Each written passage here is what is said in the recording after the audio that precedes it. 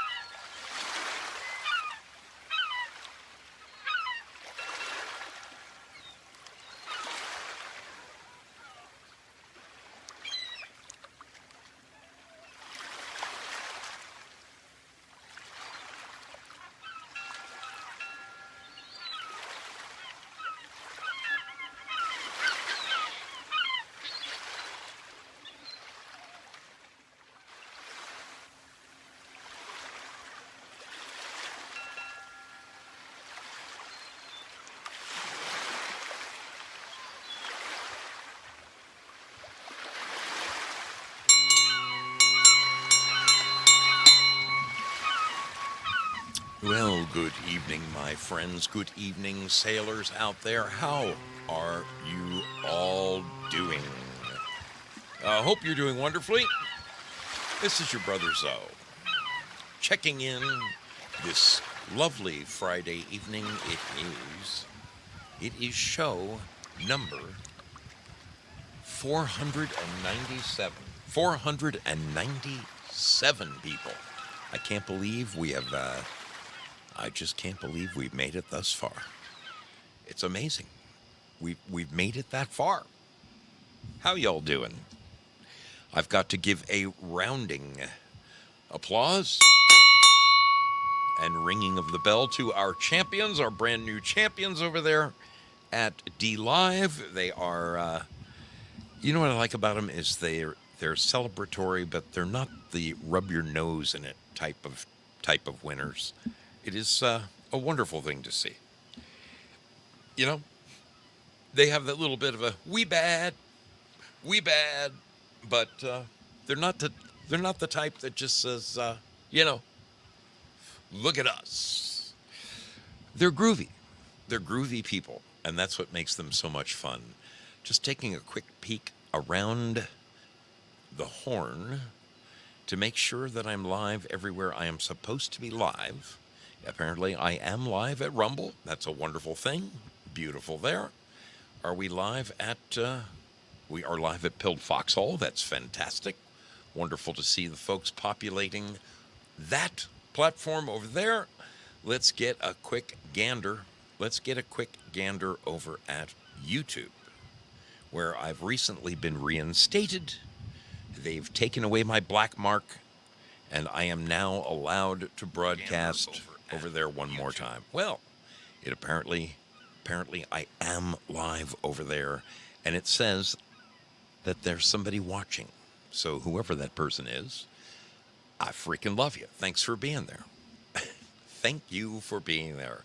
How about a quick gander at Twitch, just in case? Big Balla 563, we want to thank you. Do I have an OnlyFans? You know, with this body, I was really thinking of starting an OnlyFans. I really was. Man, it's been a, I'm considering it.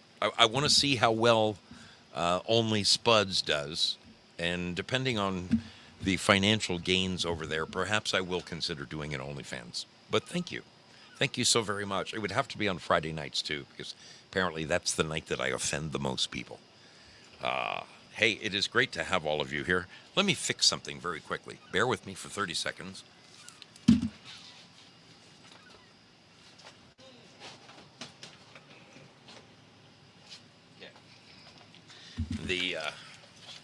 The connection pipe came off of the back of my air conditioner, and it was profusely blowing a lot of hot air into the room, and I could tell because it just wasn't cool in here anymore, and I prefer it to be cool.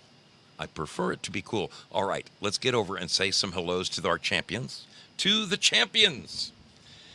I'm seeing my dear sister Steph, Artist61. How are you doing this fine evening, girl? Great to have you aboard. Val Kimber in the house, my brother from another mother. TL Spud is with us. Gloria Paddock, what are you doing, little lady? Great to have you aboard. Jayla17 is with us. Bad Zoot. What is cooking, good looking? How are you this fine Friday night? The last day of May, people. The last day of May. May is history. May is past tense. Spudley, did I mention you? I hope I did. It is a wonderful thing to see those sailors pouring in over there in the land of the champions. The land of the champions. Yes, they did. They did the deed, folks. The crown is now sitting over here in D Live land. There it is. They earned it by the sweat of their brow and by making very good guesses, led by their leader of the evening. Bad Zoot led them to glory that evening. Very good. Very good. Holy smokes. Thank you, Gloria Paddock. She comes roaring in a beautiful yellow ninjagini. I greatly appreciate that. I really do. I really, really appreciate the support. It means so very much, especially with me gearing up to go on my trip. I got a little bit more, I don't want to call it bad news, okay? It's not bad news. It's just that I'm being delayed. I'm being delayed more and more by the powers that be on my project. And I just want to get on the road. I don't want to go in the middle of the summer heat, you know? I really don't. I learned my lesson last year when I got heat stroke. I really don't want to do that again. I really, really don't want to go through that again. It was brutal. It kicked my butt. And I'm not going back there. You can't make me. You cannot make me. Big Baller, thank you for hanging out over there at Twitch. We are very happy to have you there. I will let you know. I will let you know when I start my OnlyFans. I promise you. I promise you. Let's get on over to the home of free speech in America. That's a little place known as Pilled Foxhole. We've got some wonderful sailors hanging out over there. Prairie Fire. How you doing, my brother? Nice to know that you haven't abandoned me. Great to have you with us. Crazy Chuck with a K in the house. EO2 Dave, my brother. How is it going? Holy smokes, LT says it was 100 in his hood today. It was pretty warm here. It is currently 82 degrees in Southern Oregon. 82 and cooking. Daily Insanity. What are you up to, little lady? Wonderful to see you. Spicy Chemist. Great to have you aboard. How's it going? Welcome aboard the mystery ship. Spicy Chemist. We need one of those every now and then. Purple Pixie. What are you doing, girl? Good to see you. Purple Pixie has her own music show on Pilled Foxhole late in the evenings, folks. If you wake up in the middle of the night and you can't sleep, go over to Foxhole and look and see if Purple Pixie is doing her thing, because she does a fine job over there. Ginger45, how are you doing, my friend? Wonderful to have you aboard. It is great to see you. Hope everything is great in your world. The Owl Flash. The Owl Flash. What are you doing? Great to have you with us. Trick Pony. Pony Girl in the house. What is going on, darling? Hope you are, Purple Pixie wants a Duska doll head. I'll have to look. I'm going to have to look for you, darling. They're out there somewhere. Crazy Chuck with a K, did I mention you? My brother from Toledo. Holy Toledo. Good to see you. Thanks for being here. Empress Bitch to you, who is anything but. She is one of the sweetest gals around. Thank you for being here, darling. Great to have you with us. I see that my friend Girl Patriot is bouncing back and forth between my show and I guess my brother the Texan reached out and said he was going to be going live, so he's out there doing his thing. Good to see you both on this stream and wherever else you may be. Boy, what an exciting week. What an exciting little week for, oh, look, PWG. I have to mention my gal from the Carolinas. How you doing, kiddo? I'm going to be looking forward to meeting you very soon, very soon.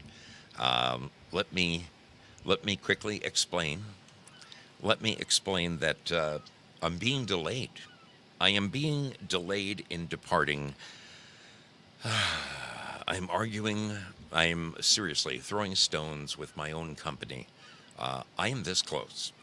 I'm this close to handing them the keys. In fact, the place is keyed. The locksmith has been there. I have a completely lockable building. I'm getting live power on Tuesday. And then for all intents and purposes, it could be theirs. The building could be theirs.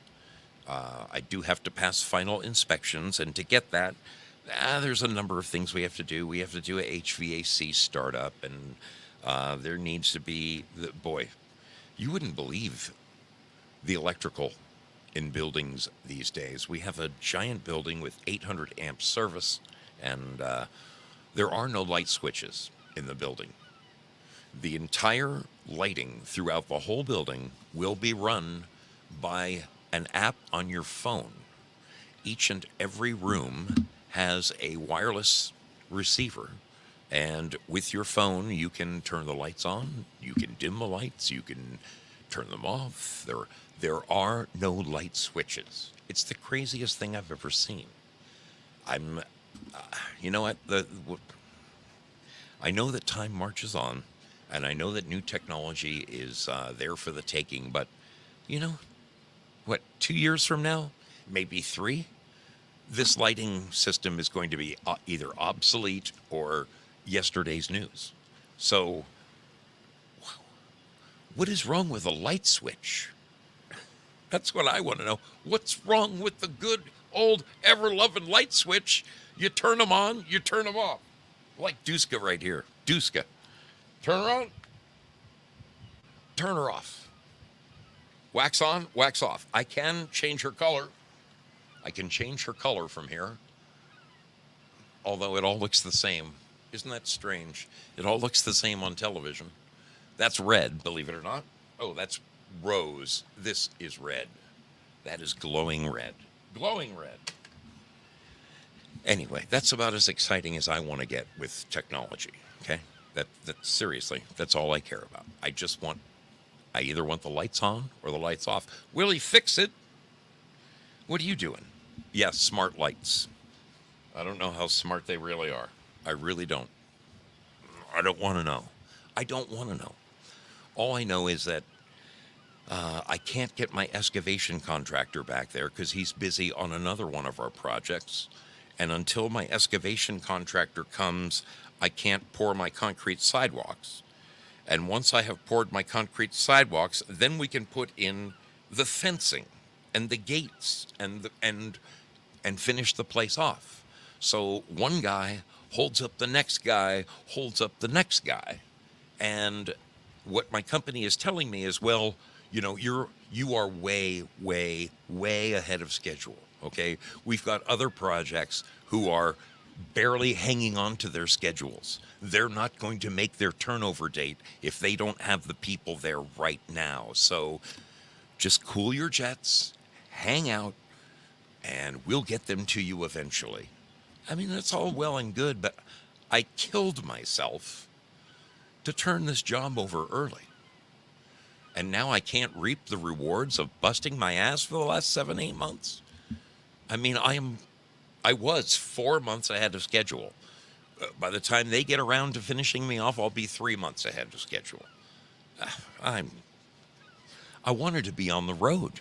My initial plans were to be on the road what would have been this coming Monday, the first week of June. That is now out the freaking window. So, with any luck, and I need some prayers here, people. With any luck, I will be heading out the third week of June, which is, I guess, starting the week of the 24th. Now, I might go a week earlier. I might just turn in my vacation slip and say, you know what? The building's done. You have power. You can help them move in. I'm out of here, baby. And I still might do that. We shall see. We shall see. But it is, it's kind of chapping my hide.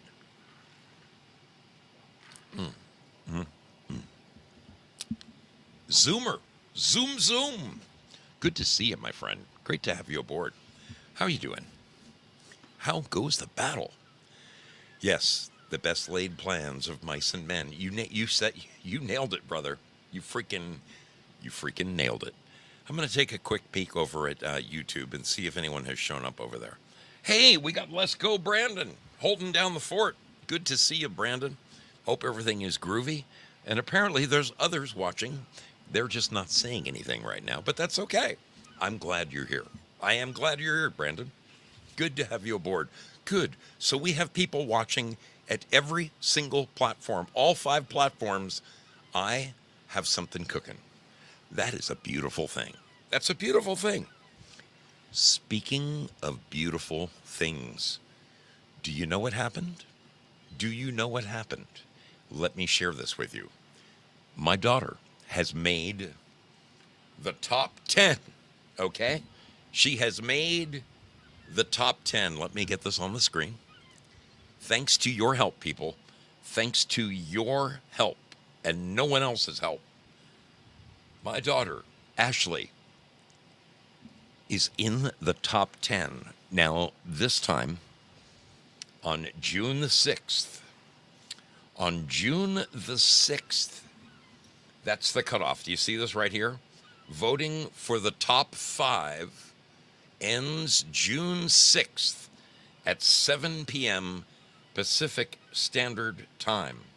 So, folks, she's currently in third. I beg of you to please continue to vote for my daughter if you would be so kind.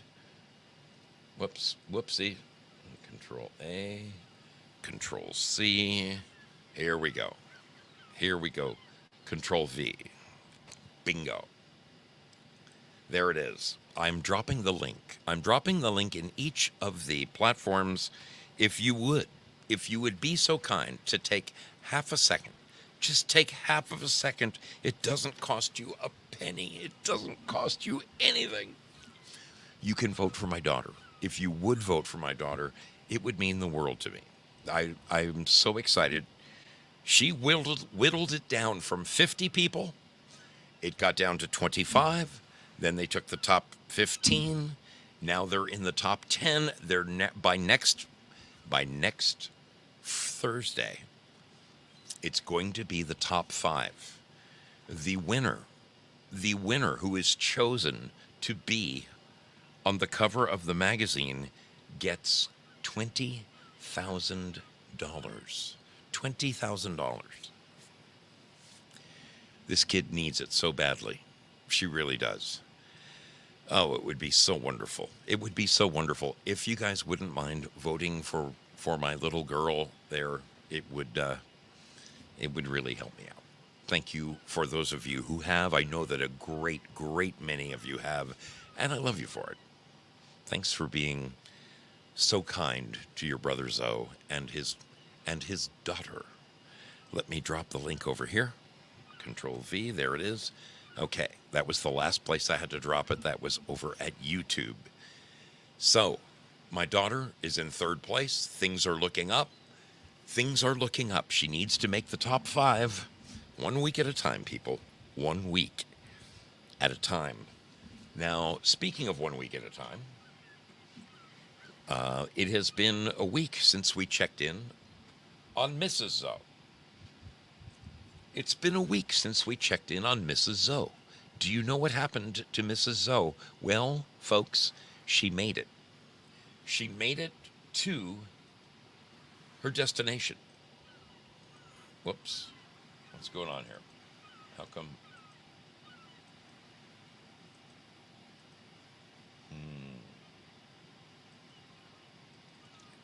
I'm wondering why I don't have her latest. Oh, here it is. Here we go. I don't know what I'm doing. I don't know what I'm doing. Mrs. Zoe, as you know, is part of a hiking group and a walking group. She and her best friend went over to Portugal, where they hiked almost 200 kilometers into Spain. From the south of Portugal, they walked all the way through Portugal up into Spain, and they made it to the cathedral where Jesus' brother James is buried. She made it. She sent me photos. She's ecstatic. She's on top of the world, and I've been sharing these with you along the way. Let's take a peek. Let's take a peek at where she's at. Where is this week's? Where's the latest? Where's the very latest?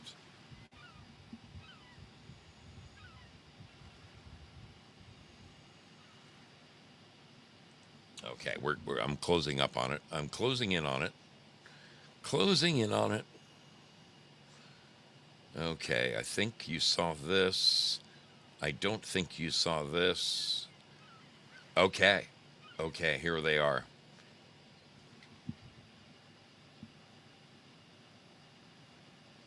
So apparently, the place that they needed to get to is a place called Compostela. Now, that would have worried me because of the word compost. But apparently, it didn't bother them. They hiked all the way to Compostela. Compostela.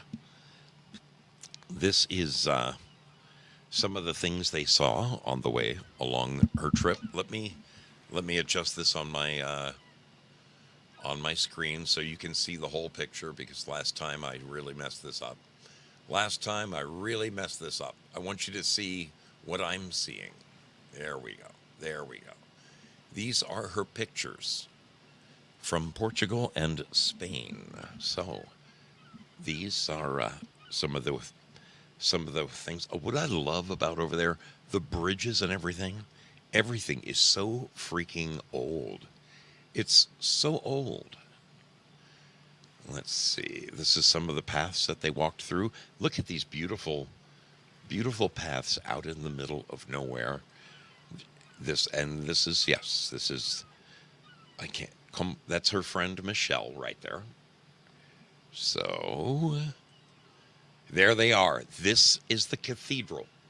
That is the cathedral that St. James is buried in. It is absolutely, it is breathtaking. I think she gives us a few more close-ups and maybe a video. Yeah, look at this place. Look at how ornate. Look at the statues. There's a video where she does all the work for me. This place is immense. It is absolutely immense. And look, on the day she made it, her final kilometer, she's wearing her mystery ship shirt. She's wearing her shirt. That made me very happy. Okay, that made me very happy that she wore her mystery ship shirt on the day that she made it to Spain. Holy smokes. Holy smokes. Okay, let's see. Okay, there's the seashells that they follow everywhere. More knockers. I don't know her infatuation with knockers, but I mean, I've been infatuated with knockers most of my life, so no problem there. This is the inside. This is the inside of that beautiful basilica. It is, it's just amazing. It is, I'm sure that's all real gold. I'm sure it is. I mean, they can afford it, right? And those are the organ pipes. Can you imagine that? These are the pipes from the organ. Can you imagine the sound resonating off of the walls of this place and bouncing around? It must be extraordinary. Extraordinary. This is the next day when it was sunny. And there they are, the champions. They made it. They made it all the way to Spain. All the way to Spain. Of course, this is the only outfit that Mrs. Zoe brought for hanging out after a day's walking. So, man, oh man. I'm very happy for them. I really am. I think the next couple are videos, which, no, they're not. She gave us some close-ups of the gargoyles and stuff, but the bottom line is she's there, she's happy, she's ecstatic, she made it, folks. She made it to her destination. That is wonderful. It is really wonderful. She sent me a couple of pictures today. So they have 2 days in Spain, and then they are taking a bus back down to Lisbon in Portugal, where they get to explore Lisbon for a few days. I'm like, why the hell didn't you take a train to Paris? Okay? It's a freaking hop, skip, and a jump. I don't know. Who am I? Who am I to tell people what to do with their vacation? All I can tell you is they made it, and it's wonderful, and I'm so happy for them. I am so very happy for them. She did it. She did it. Now, I did it. Okay? I did it. A week ago Friday, I put forth an episode of The Mystery Ship that apparently irritated some of my people. I lost 2 of my favorite mods over at Pilled Foxhole. They're no longer mods for me anymore. Yeah, it wasn't on purpose. The last thing I ever want to do is offend somebody, okay? I never want to offend somebody. That is not who I am. That's not the kind of guy I am. There is not a prejudice bone in my body. I am not a douchebag of any kind, okay? I am just a regular Joe, a regular old biker Joe. Sometimes when I seek humor, I might be a little bit on the edge, but it's all in jest, people. It's all in jest. I don't mean anything by it. I really don't. I just want people to laugh upon occasion. Okay? I want people to laugh upon occasion. Now, let me check this out. I want to make sure I've got this. Oh, boy. Here we go. Let me get this set up correctly. Let me get this set up correctly, because once again, I run the risk in my search of humor. In my search for humor, I run the risk of offending people. That is the last thing I ever want to do. Okay? I am not a male chauvinist pig. No. I have dated just about every race out there. Happily, I might add. I love my fellow man. Once in a while, I take that daring step, and perhaps I record a video that might, I don't know, singe the nerves. It's not done on purpose. I'm just here to make people laugh. I'm just here to make people laugh. Like with this video right here. We will be back after the short break, right on the other side of this video. I hope you'll still be here when I get back. Thank you for joining me on The Mystery Ship. This year marks the 50th anniversary of the 1975 Lincoln Continental. Created in a time when America's unrivaled car culture, which had dominated the globe for over 60 years, was just coming to a close, the Continental was a giant middle finger at the world that was now looking to save gas by bringing in imported cars promising 30-plus miles per gallon.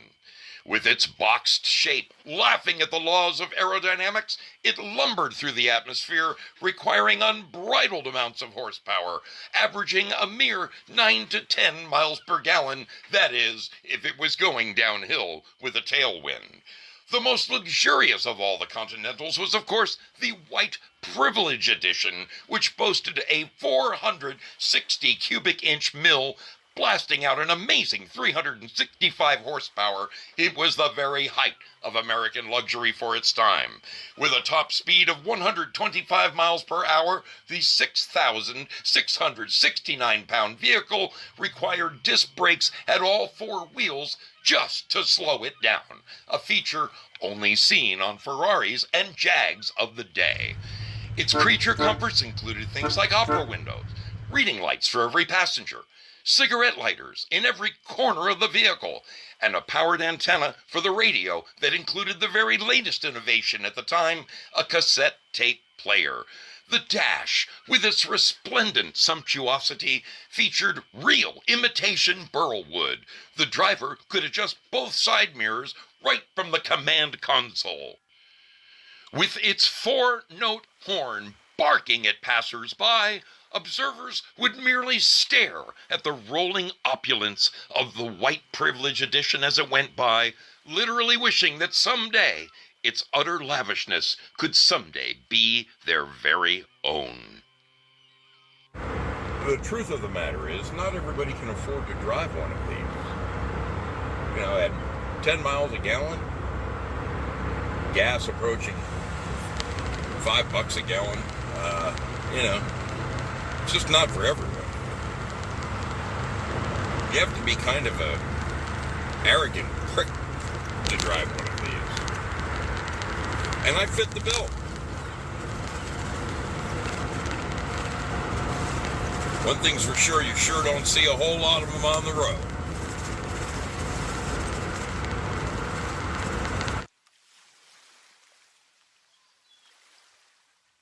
Yes, well, there's this week's chance at offending some of my friends. I hope I didn't. That wasn't the intent at all. I just want to make some people laugh, if at all possible. Oh, my friends, here we are once again on the Mystery Ship. On the Mystery Ship. How are you doing? How are you doing out there? Wait, what's going on with... Okay, all right. Yes, there's no crying in the chat. Syllabor is sensitive. Apparently my video made him cry. That wasn't the intent, Syllabor. I promise you, that was not the intent. Just want to make people laugh occasionally. Thank you, Prayer Warrior Girl. Thank you kindly. It's immoral to have fun. It's immoral to have fun. Ah, well. How are you doing this beautiful summer's day? It feels like summer. We're actually still 21 days away from the official start of summer. I'm really hoping to be on the road before summer starts. The last thing in the world I want is to get another bit of heat stroke. But I have been penciling in my itinerary. I will share it with you when I have it nailed down. I'm going to be reaching out to a few people along the path to see if I might be able to grab a piece of backyard patio to rest my weary soul at the end of a day. You know, I'm bringing my sleeping bag with me. I don't need a whole lot. If someone had just a little piece of floor that they could offer me, save me some money from $250 a night hotels and keep it for gas and food along the way, I really hope to lay down some miles this summer. I really do. I really, really do. Victoria Lee, you are stoned? Are you really? Are you really? Wow. Wow. Tonight, folks, your brother Zoe looks at one of the wonderful things of summer. Yes, I'm talking about nothing short of good old-fashioned ice cream. Yes, ice cream. It is the confection that drives them wild. Ice cream, you scream, we all scream. For ice cream, nothing in the world satisfies me more than a big bowl of Tillamook brand, either chocolate or French vanilla. Those are my two favorites. There's something about that French vanilla. I don't know what it is. I don't know how many of you actually have Tillamook. It is made here in Oregon. I understand they export it to a few of the surrounding states, but I can tell you, my God, is it good. It's made from cows that haven't been shot up with RBST. It is absolutely sumptuous. Sumptuous. I love it. I love it. TL says he has a bowl of ice cream and a Guinness. You have both at the same time? Do you pour the Guinness over the ice cream? Well, summer always makes me think of ice cream. It makes me think of the ice cream man. One of the things that I absolutely loved as a child was hearing the bells of the ice cream man coming down the lane. Now, when I was a kid, we had the Good Humor trucks back in New Jersey. When I moved to California, I was a little bit amazed to find out that we didn't have Good Humor. We had Van the Ice Cream Man.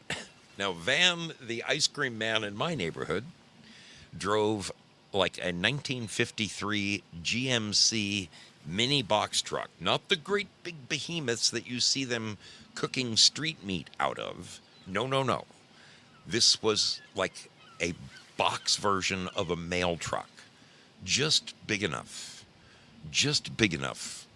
for the ice cream man to stand up in. And I learned, and I never knew this, because he was the nicest man. He really, Van the ice cream man was the nicest guy. And you know when you were a 10-year-old kid with braces and, you know, you ask your mom for a quarter so you could get an ice cream for your brother and your sister and yourself. Van was able to stand up in his ice cream truck. And the summers in California would get quite warm. Van had an 8-track player in his ice cream truck, his ice cream van, and it was red and white, and it played Old MacDonald Had a Farm. And one day, old Van took the 8-track out on his way home from work, and he put it on the dash, and he drove home, and the sun melted his 8-track of Old MacDonald Had a Farm. From that point on, when he would play it, it would kind of go.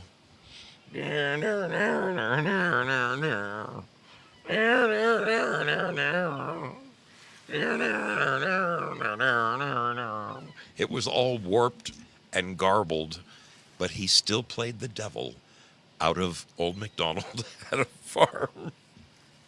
And just thinking about Just thinking about that poor guy just trying to make a living 10 cents at a time, you know? I mean, if he bought an ice cream for 5 cents and he sold it for 10 cents, that poor guy had to move a whole lot of ice cream just to survive. And I remember the first time I realized that Van, the ice cream man, had to be short in stature in order to stand up in the back of that van. I realized that he had to be like barely 5 foot tall. I think he was shorter than that. I think he was like 4'11", and we're kids. We're kids. One day we asked him, "Hey, Van, are you a midget? Are you a midget?"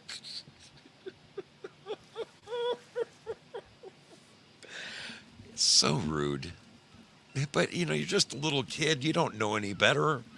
And in 1970, the word midget wasn't a bad word yet. It's what you called little people. Van, the ice cream man. Now, ice cream, folks, I was a little surprised to find out just how far back ice cream really goes. In fact, historians have a hard time, they're having a hard time agreeing on just where ice cream came from and who to blame for it. Because if it wasn't for ice cream, all of us would be just a bunch of skinny little brats, okay? I can promise you, if it wasn't for the 2 half-gallons of ice cream in there, I would probably be 25 pounds thinner than I am right now. But I have an addiction problem, and I love ice cream. It's the truth. It's the truth. That's all I can say. Ah, God, ice cream is sexy, isn't it? Syllabore, isn't ice cream sexy?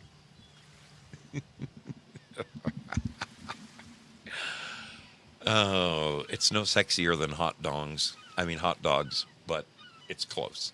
It's close. Oh, she's not here. How can I tease her when she's not here? So, who invented ice cream? The origins of ice cream, sorbet, and other chilled dairy treats are difficult to pin down, but they span back to antiquity. Yes, antiquity. Well, that's pretty far back there. That's back like antiquity. I'm pretty sure that's back when God was just a little boy. Purple Pixie says, "I love my ice cream, and darling, I love you for it." Yes, yes. Let's see. Chilled refreshments were also popular. Were popular in the Islamic world. The English word sherbet comes from the Turkish term for a broad category of sweetened drinks, often cooled with snow, from storehouses. Faluda, a Persian treat of vermicelli noodles in chilled syrup, dates back centuries. In India, emperors savored kulfi, a quasi-ice cream made from condensed milk in molds. Italian ices, the first European ice creams and water ices, that is, sherbets. Not sherbet, but sherbet. There's only one R in sherbet, and that's a sure bet. Let's see. The first European ice creams and water ices, sherbets, were likely made in Italy during the early 1600s, a quarter of a century after teenaged Catherine de' Medici departed Florence to become the Queen of France. Descriptions of water ice desserts date back to the 1620s. Whoa. Easy killer. Easy, baby. In 1672, Englishman Elias Ashmole recorded that one plate of ice cream had been served to King Charles II at a banquet the previous year. In 1694, Antonio Latini, a Neapolitan steward, published a recipe for a milk sorbet laced with candied pumpkin. Oh, pumpkin ice cream, man, that ooh, that excites me. That excites me. Do you know that George Washington served ice cream? Yes, he did. Ice cream crossed the Atlantic with the European colonists and was served by First Lady of colonial Maryland as early as 1744. George Washington bought a mechanical ice cream maker for his estate at Mount Vernon in 1784, the same year Thomas Jefferson likely acquired a taste for French ice cream while serving as a diplomat in Paris. While president, Jefferson served ice cream in the executive mansion at least 6 times that we know of. In a lifetime of copious notes and writings, Jefferson only wrote out 10 recipes, one of which was for French-style vanilla ice cream fortified with egg yolks. That is the difference between like vanilla bean and French vanilla. French vanilla is made with yolks, egg yolks. The yolk's on you. And that's what gives it that yellow pallor. I personally love me some French vanilla. Oh, baby.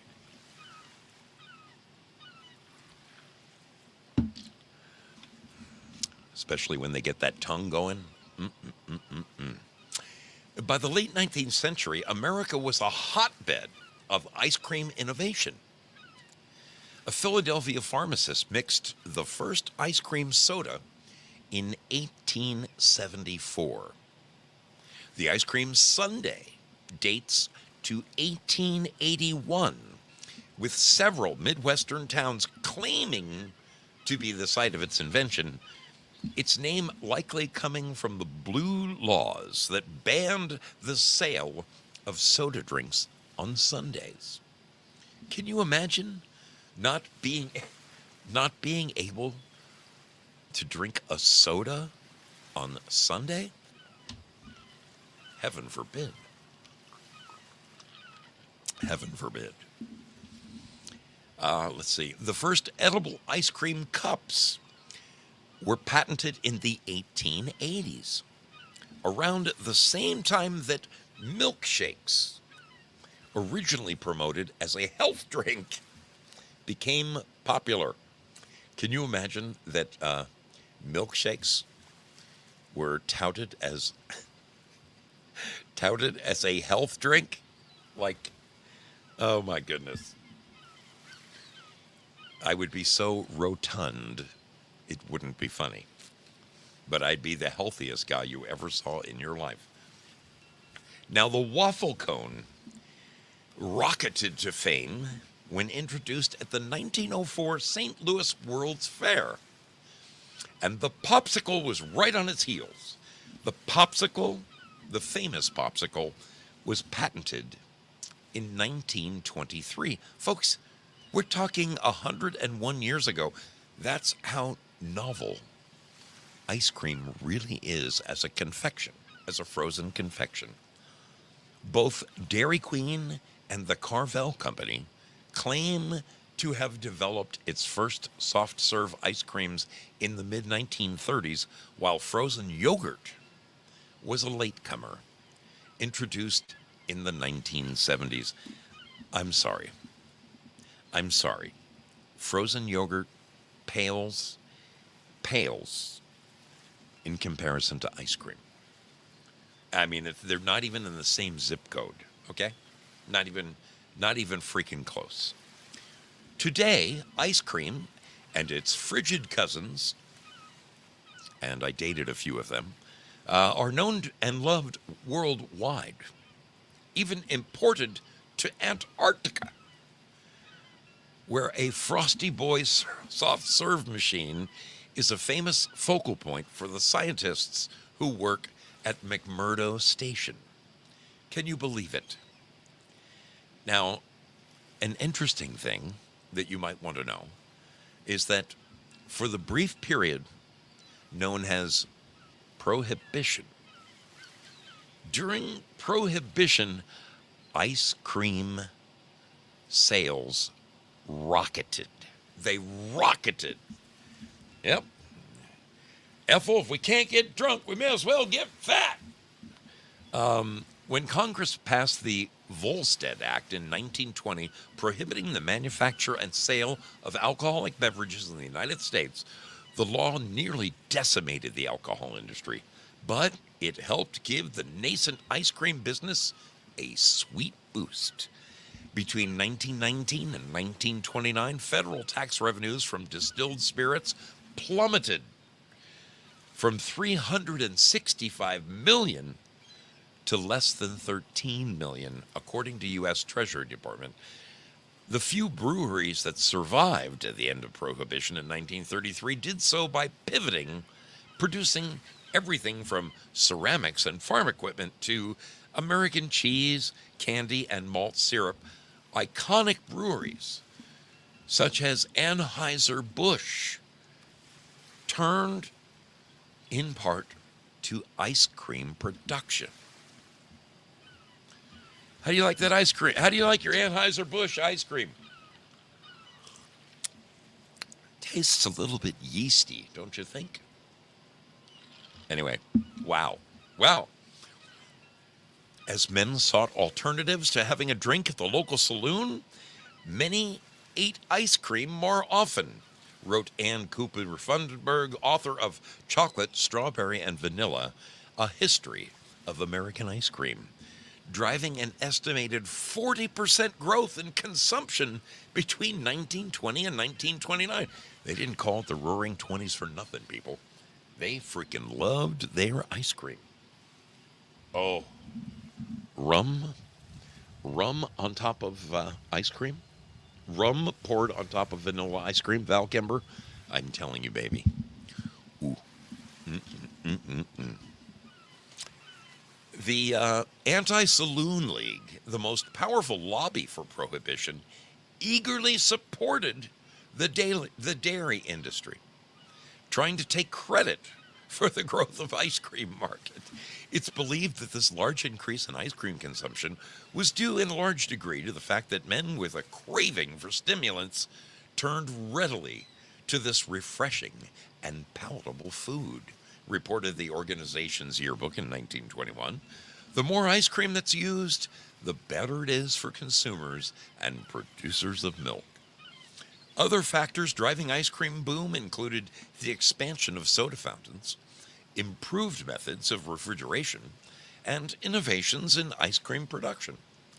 The latter two, in particular, helped bring frozen desserts to a national market, with competitive development of new single-serve products like chocolate-covered ice cream bars, and the popsicle, and the ice cream-filled Dixie cup. I never minded a couple of Dixie cups myself. I love those Southern girls.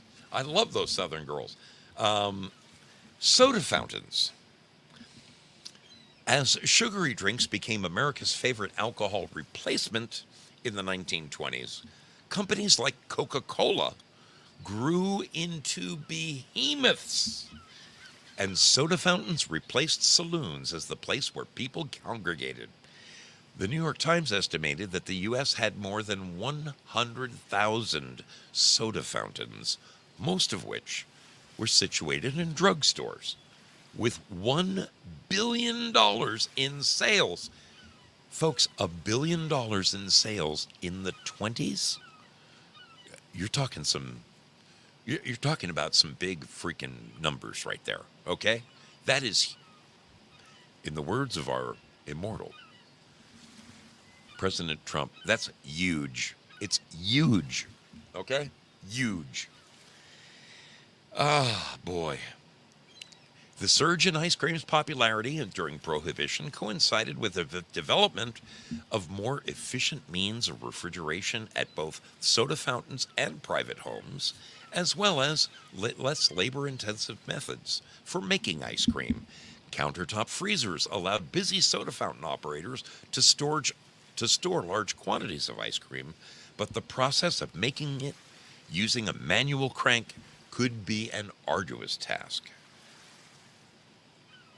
Let's see, Clarence Vogt, an inventor from Louisville, Kentucky, made it possible to mass produce ice cream on an industrial scale when he created the first commercially successful continuous process freezer.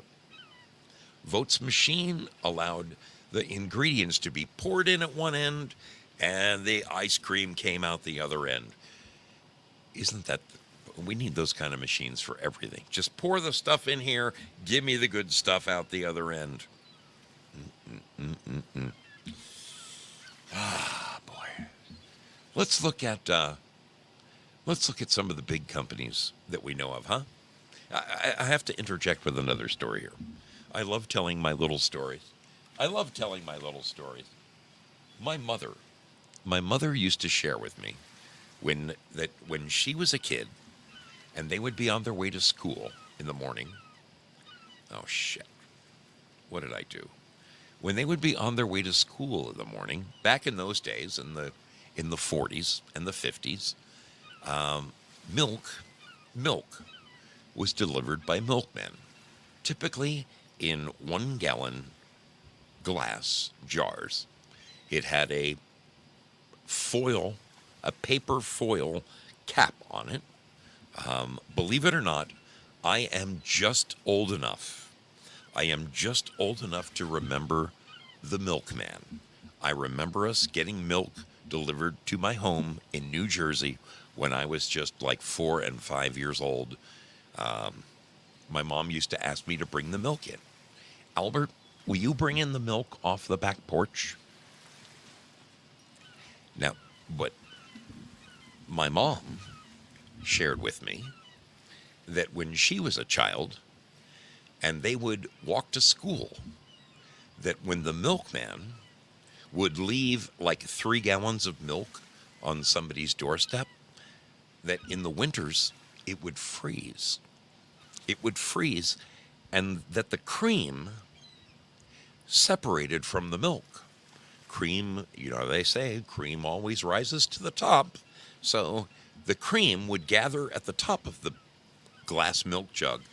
And as it would freeze, it would expand and the cream would break the seal at the top. And the cream, she said, would stick up like 3-4 inches out of the top of the bottle.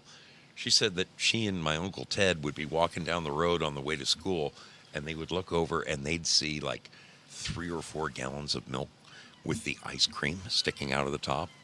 First thing in the morning on your way to school, they would just reach over and grab that creamsicle and just break it off the top of the bottle, snap it off, and then suck on it all the way to school, eating ice cream on the way to school. It wasn't necessarily sweetened, but it sure beat the heck out of whatever else they were sucking on their way to school back in those days. She said it was delicious. My mom said that it was absolutely delicious. Now, I remember distinctly when the wax papered milk cartons came into being, because we didn't have the milkman anymore. It had to be around 1963 or 64, somewhere right in there, because I remember my mom remarking to me, Albert, look at this. Now I can just take the milk carton and you peel back the ears and you pull the spout out and you pour a glass of milk and then you can close it again and put it back in the refrigerator. Back then we had the old Philco with a round top. Do you know that Philco refrigerators were made by Ford? The Ford Motor Company made Philco I'm dating myself. I'm dating myself.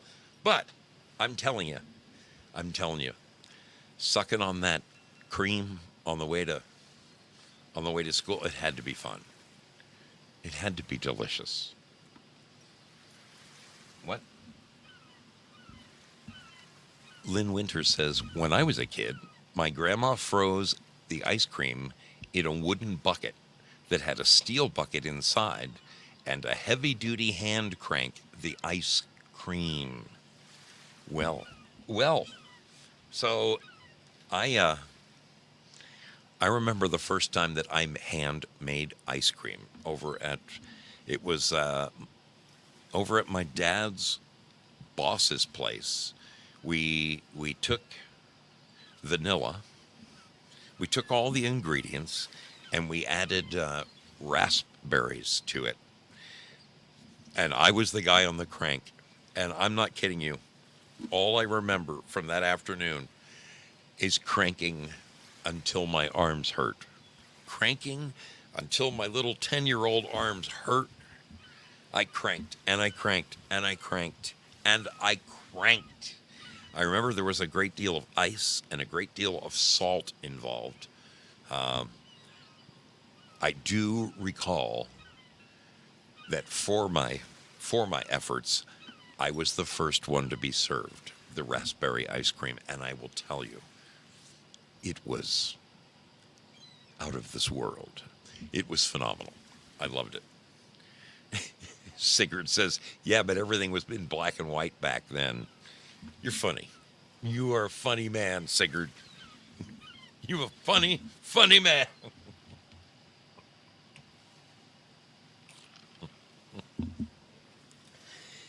Yes, it was a black and white world back then. It was. What bipped? Was there a glitch in the Matrix? I thought I saw a little dippity-doo out there. Did it dip over at Bill Foxhall? I didn't see it. Anyway, let's look at some of the big companies that made their way through thick and thin to become huge companies like Good Humor. Okay? I want to know this. I want to know this from you. If you had a Good Humor man in your neighborhood when you were a kid, I want you to please put an X in the chat. If you know what the hell a Good Humor man is, kindly put an X in the chat. I just want to see. I want to see how many people remember the Good Humor man. Let's see.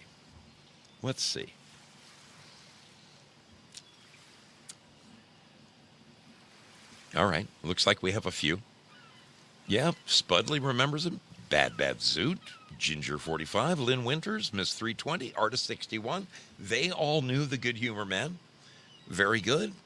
What about over here at Pilt Foxhall? Do any of you remember the Good Humor man? Oh, Due Diligence remembers the Good Humor man. Now, what I remember about the Good Humor man, it was different than any other ice cream truck, okay? The Good Humor man drove along in, essentially, the front end was like a sedan. Now, my Good Humor man had a convertible. He did not have a top on his truck. It was basically the front end of a 1950s sedan of some kind, either a Chevy or, yeah, I think it might have, and it looked like a Chevy. But he had a big bell on a rope on the front fender, and he would drive along with a great big refrigerator box on the back of his truck. And when he would see little kids, like way down the road, he'd start ringing the bell. He'd start ringing that bell, and that's when we all ran home for quarters and nickels and dimes.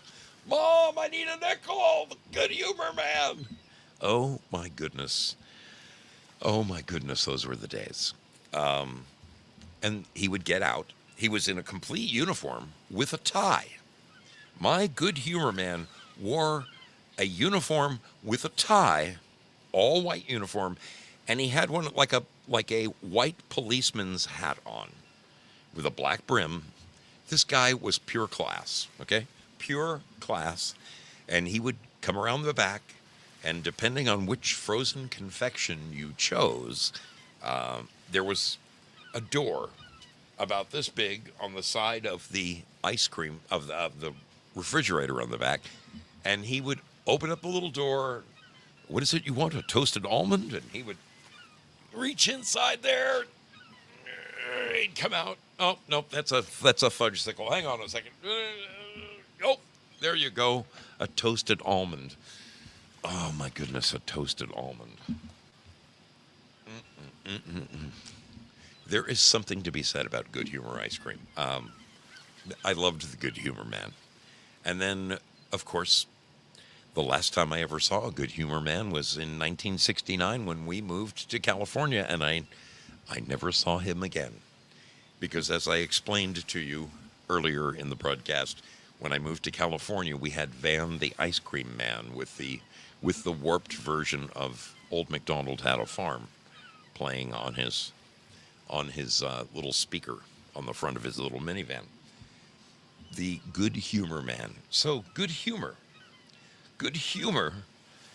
supposedly started in the early 1920s in Youngstown, Ohio.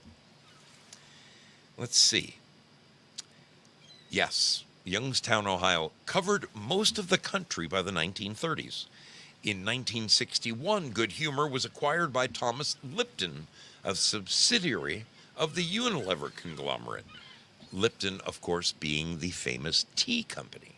Okay? Profits declined when the baby boomers aged and costs increased because of labor issues, gasoline, and insurance. The company sold its fleet in 1978, but continued to distribute its products through grocery stores and independent street vendors. By 1984, Good Humor returned to profitability.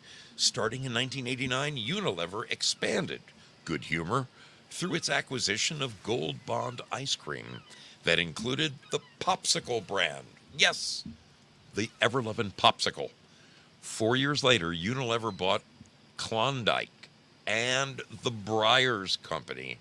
As a result, Good Humor Breyers is now a large producer of branded ice cream and frozen novelties as part of the international Unilever Heart brand. So Good Humor almost took a dive, but they're still hanging in there. And occasionally, I will see Good Humor frozen stuff in my grocer's freezer. Let's look at Dairy Queen, because they still are out there doing a killing, okay? Dairy Queen is an American multinational fast food chain founded in 1940, currently headquartered in Bloomington, Minnesota. The first Dairy Queen was owned and operated by Sherb Noble and first opened on June 22nd, 1940 in Joliet, Illinois. It serves a variety of hot and fried food, as well as the original frozen dairy products, and those vary from location to location. Let's see. It was first developed in 1938 by John Fremont. They convinced a friend and loyal customer, Sherb Noble, to offer the product in his ice cream store in Kankakee, Illinois. On the first day of sales, Noble sold more than 1,600 servings of the new dessert within 2 hours. That's when he turned and said, I'm going to buy this company. And buy it he did. Buy it he did. Strangely enough, the very first Dairy Queen closed down in the 50s, but it is now a city-designated landmark and will be there forever and ever.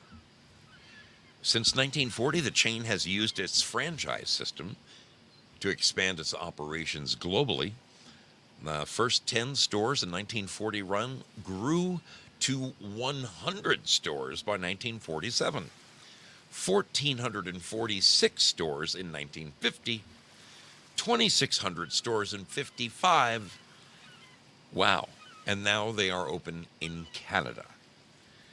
The difference between Dairy Queen And Baskin Robbins is that Dairy Queen specializes in soft serve, whereas Baskin Robbins is the real deal. And we're going to look at them next. Baskin Robbins is an Baskin Robbins is an American multinational chain of ice cream and cake specialty shops owned by Inspire Brands. Now, I got to say this. I just have to say this. I love me an ice cream cake. When it's my birthday, I mean, as much as I love cake, and I do, give me a chocolate cake with white frosting. I'm the happiest little guy you ever saw. However, the only thing that supersedes that is an ice cream cake. When you got cake layered with ice cream, layered with cake, layered with ice cream. Oh my God, I could eat the whole thing myself. Do you know what I did last night? I brought home a banana cream pie. I brought home a Marie Callender's banana cream pie. You don't want to know how much was left when the morning broke. I'm going to polish it off tonight. Yes, I am. Baskin Robbins was founded in 1945 by brothers-in-law Bert Baskin and Irv Robbins from merging of their respective ice cream parlors in Glendale, California. Bert Baskin learned about ice cream while he was in the military during World War II and opened Burton's Ice Cream Shop in California in 1946.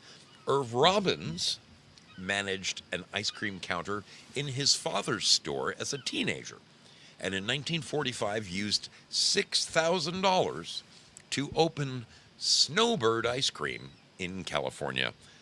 In 48, they decided to combine their efforts and call it Baskin Robbins. Snowbird offered 21 flavors. When they merged, the number of flavors was expanded to 31. By 1948, Baskin Robbins had opened 6 stores. First franchise was executed in 1948 in Glendale, California, store number 1. Do you know that to this day, that store still exists? I have been to that store. It is the only drive-through Baskin Robbins you will ever see. You can drive through and get ice cream cones from Baskin Robbins. Let's see. They were sold and became known as Huntington Ice Cream. Let's see. Then they got it back and formed another partnership in 1972. They went public and United Brands bought in. Then the British food giant J. Lyons and Company purchased Baskin Robbins from United and all public stock. Now Baskin Robbins and Dunkin' Donuts comprise Dunkin' Brands Incorporated. No wonder their coffee ice cream tastes so damn good. Doesn't that make perfect sense? Doesn't that make perfect sense?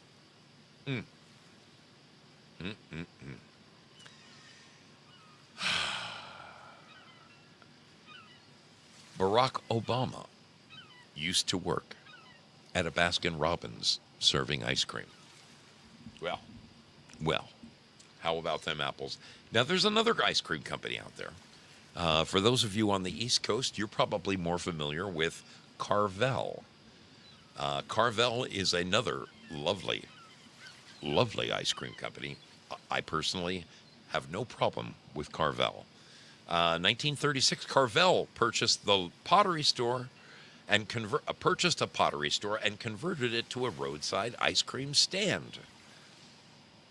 The same year, Tom Carvel established the Carvel Brand Corporation and developed a secret soft serve ice cream formula. Carvel developed new refrigeration machines, and he sold his designs. After World War II, he began to franchise his ice cream stores. Carvel was featured in his own advertisements, and the company believed that his gravelly voice and personal charm were important factors in the success of his business. I'm hoping that the same works with the mystery ship. Anyway, uh, the Carvel Company specializes in ice cream cakes, often in the shapes of animals. Two of the most popular ice cream novelties introduced by the company have been Fudgy the Whale and, yes, Cookie Puss. Cookie Puss. The brand continues to operate using a franchising model primarily concentrated in the Northeast United States and Florida. Well, those are some of the brands that I love. I will say, I'm a little bit partial. I don't know if you guys have been to one of these wonderful stores yet, but there's a place called, what is it? Is it Stone Ridge? It's an ice cream store that you can go in. Is it Stone Ridge? It's Stone something. Man, it's good. Man, it's good stuff. Man, it's good stuff. I'm a big fan. I'm a big fan of the ice cream. I probably always will be. I don't know that I'll ever escape it. I'm an addictive person, you know, an addictive personality. That's why I got into so much trouble with, all that stuff out there when you're a young kid. But man, man, give me a bowl of ice cream on a hot summer's day.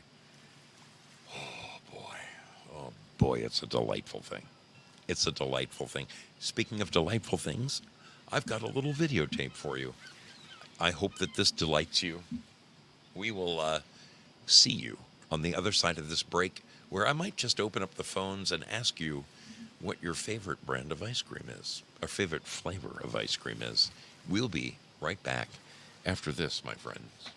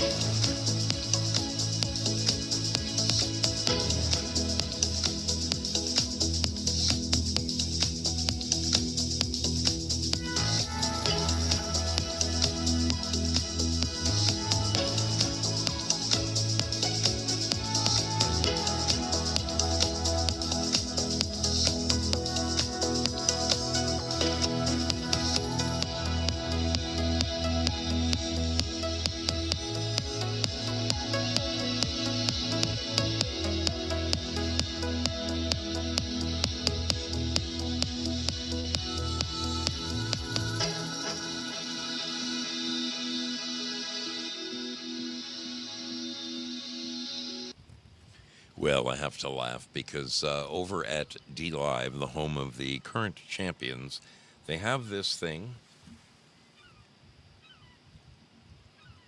where you can donate.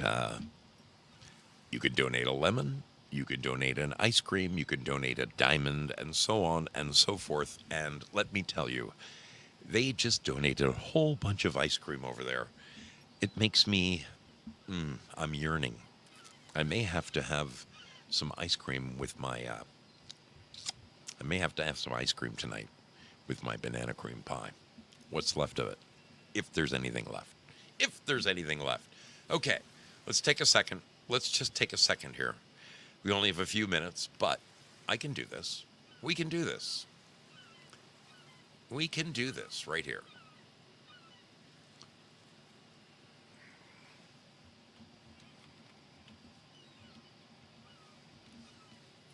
There we go. There it is. It is bold and beautiful and right across the bottom of your screen. You would have a hard time missing that. You really would. There is a screaming phone number right there. Even those of you watching on your phone, certainly you can see the number that I'm inviting you to call. Now, is my phone turned on? Okay, the phone is on. Do you have a favorite ice cream store that you visit? Do you like Dairy Queen? Do you like Baskin Robbins? Do you like Carvel? Are you a fan of the Stone Cold Creamery? What is your favorite out there? Do you have one that you visit?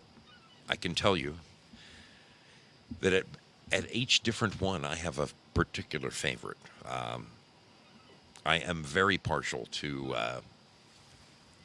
Baskin Robbins has their famous Jamocha almond fudge. I just wish there weren't any almonds in it. So what I do is I get Jamocha and I have them put hot fudge on it. And therefore I have my Jamocha fudge just the way I like it. Stone Cold Creamery also has a wonderful array of ice creams. We have one right up the road, and they know me by name. And it's embarrassing. It's embarrassing. There's two places I know of.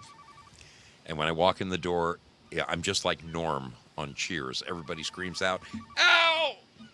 One of them is a pizza joint, and the other one is an ice cream store.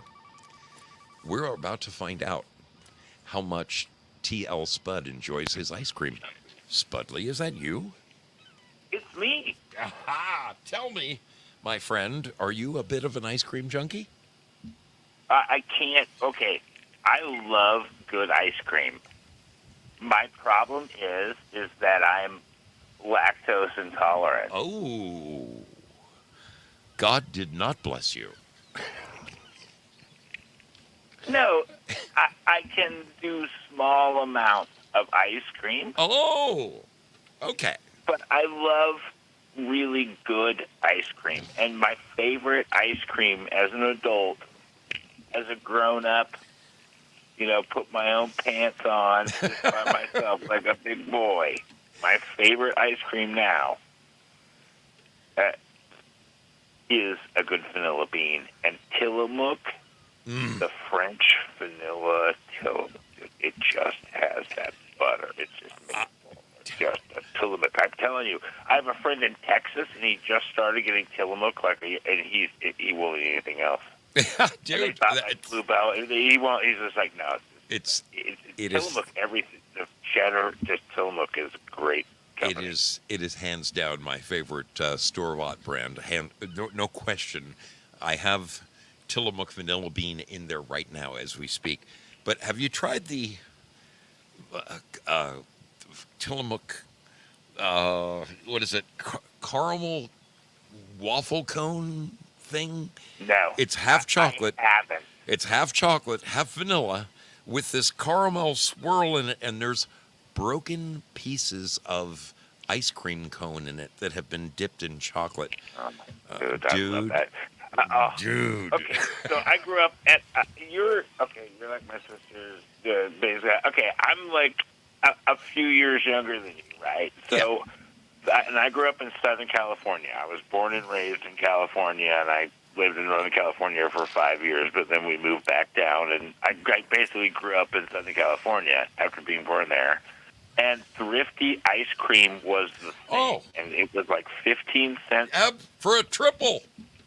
Dude, at first it was, and then, but by the 80s, the early 80s, like 1981, 82, it was still like 35 cents for a triple. And I would get pistachio, strawberry, pecan, praline.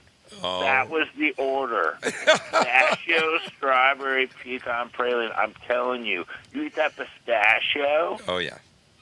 And that's the best. And then you're like, oh, it's a little savory. And like, so then the strawberry, it's sweet. This guy should got it had chunks of strawberry. Oh, dude. And you eat that. And then that pecan praline at the bottom and how the cone was. By the time I got to when I could still digest milk, and that was the best.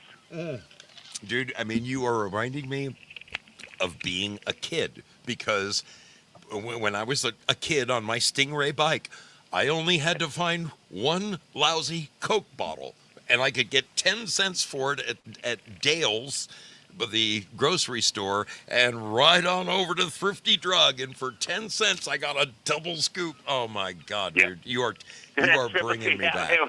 Back then, when the very day in the early like 1970 into like 1976, 1977, it was like 15 cents for a triple scoop of ice cream. It was a lost leader. You know what I mean? That's what got you to go in. Absolutely. And dude, you know what is so uncanny about this? Because honestly, I haven't thought about Thrifty ice cream in 100 million years. But as a kid, it was one of the best deals that could ever happen to you. And I was just in my local, a Rite Aid store. And I'm walking through their frozen section, just kind of casually glancing. I wasn't really looking at it. And out of the corner of my eye, I saw the word Thrifty. Now, I don't even think Thrifty drugstores exist anymore. I think they're gone, but I don't know. I don't know. I don't know. I would have to. I haven't been in SoCal. I live in the Pacific Northwest. Yeah, man. Me too, buddy. Me too. But they sold little tiny quarts of Thrifty ice cream, and I bought a couple just to bring home to show Mrs. Zoe, because it was the pure nostalgia of it, Thrifty ice cream. Mrs.'s first job was at Thrifty. No way. She worked at Thrifty, and she worked at Thrifty through high school and through college, all of college. That was her job. Oh, my And her dad, okay, check this out. Mrs.'s dad was a vet. He was a Marine. He was a combat Marine in Korea, and he went through law school and went to the FBI, and he retired a career-long FBI in the 80s. That was Mrs.'s dad. But the gig he picked up was head of security for Thrifty. Are you kidding me? Are you kidding me? And he worked because it was the closest Thrifty to his house. He worked out of the Thrifty that Mrs. was employed at. Talk about a setup and watching it. I mean, no, yeah, that's close. And that's a true thing. That Mrs. is listening right now. I know she is. That is great. And remember that. I mean, the thing about Thrifty ice cream. Think of. I wonder if I have one here. Do I have one nearby? Oh, for crying out loud! I can't believe I've got 100 cans of spray paint in this garage, and I don't have one handy. Okay. So, for those of you who are unfamiliar with Thrifty ice cream, you would go in and they had maybe it wasn't extraordinary, but they'd have 8 or 10 flavors in a case, and it was 5 cents a scoop. And they had a gun that they would. Not like Baskin Robbins where they scooped it and you got a round ball. They had a gun. Thrifty had a gun that served a perfectly cylindrical, sliced off of a pipe You know, a It perfectly. was a sphere. It was a Yes. cylinder. It was a It cylinder the- with two little holes It in was the the top from the round gun. peg. Yeah. It was a round peg you couldn't shove in the square hole. Right? That was it. And the ice cream, when they made you a triple, it was just absolutely perfect. All three flavors: strawberry, chocolate, oh my. Oh, dude, you just took me back. That was wonderful. Pistachio. I'm gonna have to. Oh, it's so good. I haven't had pistachio ice cream in decades. But when I was a kid, I loved it. I Man. just don't eat that much ice cream. It Oh, has to be, I just threw away a bunch of ice cream that was in my freezer that you got freezer burned. We just didn't eat. It was a couple Tillamook half gallons that, oh yeah. the kids, we don't have kids anymore, so, we're empty nesters. Right. So it's hard for us to go through. Mrs. eats like a bird, and then I just, I can't eat a lot of dairy. So, Right. But I do, as an indulgence, I do love it. Good I for do you. love that creamy. Oh, I was going to say, anything to me, and I put this in the D-Live chat, when you add egg yolks to an ice cream, it becomes a frozen custard. Oh, By definition, in my mind. it is Any delicious. ice cream, quote-unquote ice cream with egg yolks in it is a frozen, and that is, ugh. my first job was at a pizza place. It was like a regional place. We had two locations, but we served Italian ice. Oh yeah. It was like a gelato was sort of Yeah. thing. And that was just delicious. Oh, dude, my grandmother, when I was a little boy in Jersey, she would take us to this. We'd go down to a place called Singac, New Jersey, and there was this little Italian store, and they had Italian ices, and they came in, those little pleated paper cups about yay big, and they just stuff them full with a little. Oh, and you got that little spoon, and oh man, Spud, you got my sweet tooth going. I'm salivating as we speak.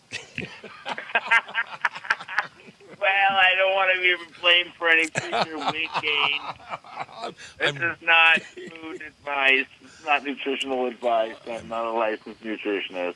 I'm drooling all over the keyboard. All of this is just for educational entertainment purposes. Always appreciate consult and a physician. always appreciate and Consult love the your calls, physician. Spud. All right, brother. Thanks for calling. All right. Bye. Get you. My brother TL right there. TL Spud. Oh my goodness, what a wonderful walk down memory lane. Thrifty ice cream. I mean, that was if you found an old nickel in your, in your dirty laundry when you were bringing it into mom, if you found a nickel, you were there. There was your ice cream cone. Those were the days. Man. All right. How many of you enjoy? I have to ask this because somebody pointed out. Who was it? Somebody in the chat said, "Dude, Haagen-Dazs. That's all I need to say. Haagen-Dazs." And I'm going to one-up you there. Who was that? Who was it that said? There it is. Prayer Warrior Girl says, "Haagen-Dazs, no contest." Now, this company, sadly, is not around anymore. But for about a 10-year period, there was a Norwegian company called Frusenglasje. I don't know if you recall this, but I think it translates to something like frozen glee or frozen gladness or joy or frozen joy. I think that's Frusenglasje. That made Haagen-Dazs look like a Girl Scout party, okay? And they came in their own unique plastic, very cool, reusable little tubs. Oh man, I used to keep screws and rivets and all kinds of stuff in those Frusenglasje. Oh my goodness. Oh, yeah. All right, there's only a few minutes left. I'm seconds away from my bowl of ice cream. I want to take a moment and invite all of you to please come and join me tomorrow. Tomorrow I have a classic rock show. A classic rock show, you're only going to find it at pilled.net and at dlive.tv. Pilled.net, dlive.tv. I'm going to drop it in the chats, okay? I'm going to drop it in the chats because really, if you haven't come and enjoyed my classic rock show on Saturdays, you don't know what you're missing. You really don't know what you're missing. There's no commercials. We have the time of our lives. There is a great crowd. We all hang out together. We have a lot of fun. It is too much fun. It is too much fun. It typically starts around 10 a.m. I believe my friend Craig Mason is going live tomorrow. And if that is the case, I will hold off until Craig is done with his show, which means an 11 a.m. start for me. But it's not the end of the world. If Craig decides not to go, I will go early. I will go early, but I invite you to come and join me. Please do. Please do. Now, to all the beautiful people who donated to this program tonight, I absolutely love you. I would shine your shoes. Really, I would. Really, I would. I'm going to add a little love to the treasure chest right now. I'm dumping it in. I'm dumping it in. And I'm going to release it because there are some sailors over there who are yearning, thirsting for lemon ice cream. And it's coming their way. Over here at Pilled Foxhole, I have for you a wonderful scratch off. I am releasing the scratching. Come on now. Release scratching. Release scratching. There it is. It is finally released. It is released, and it's coming your way. Let me thank the beautiful people over there who donated to this show this evening. You are wonderful. Thank you so very much. Scorch, you're a rock star. Okay, scratching released. What is going on? Okay, there we go. Scorch, thank you. Girl Patriot, thank you. Due Diligence, my brother, thank you so much. EO2 Dave, Ginger 45, and Girl Patriot again. You guys make the world go round. You really, really do. I appreciate you to no end. Look at this. Look at this. TL Spud on top of the heap. Jayla 17. Val Kimber. He's been missing from the list lately. Good to see you back on the list, Val. Artist 61. Steph. You made the list, baby. Fantastic. And Bad Zoot. Wonderful group of sailors there, reaping in the rewards. So glad to see it. Wonderful. Wonderful to see your smiling faces, enjoying every bit of the rewards, the booty, part of the booty of the treasure chest. I love and appreciate each and every one of you. Thank you so much for hanging out with me tonight. You are all the best. Please, if you have a moment and could vote for my daughter, I really appreciate that to no end. It would mean the world to me. She's a good kid. She's trying hard. I would love to see her excel and make it to the finals. She's so close. She is so close, people. Thanks to each and every one of you who decided to join me in voting for her. You are the best. We're gonna sneak on out of here. We are sneaking on out of here. Very sneaky. Very, very sneaky. Okay. All right. We're going to knock that down. Knock that down. We're going to put that right about there. And I'm going to say my goodnights to the wonderful people over at YouTube. Because as much as I love you, if I play this next song, I'm going to get a content strike over there. And I just got back from a week's suspension from YouTube. So I've got to say sayonara to YouTube. Thank you all. Erica Rommel, Norma Williams, James Halloran, Zesty Zanimal. We've missed you, ZZ, Zesty Zanimal. I hope you're doing well. It has been a minute. I hope you're doing very, very well. Good to see you again, my friend. Zesty Zazanimal. That is Zazanimal. All right. Wax on, wax off. I have to go to StreamYard and knock off the YouTube so that I can play. I have to play my exit song. Good night, YouTube. Come to the rock show tomorrow, please, over at D Live. We would love to have you. See you next Sunday night. Next Sunday night, YouTubers. We'll see you back upon the mystery ship. Okay, I'm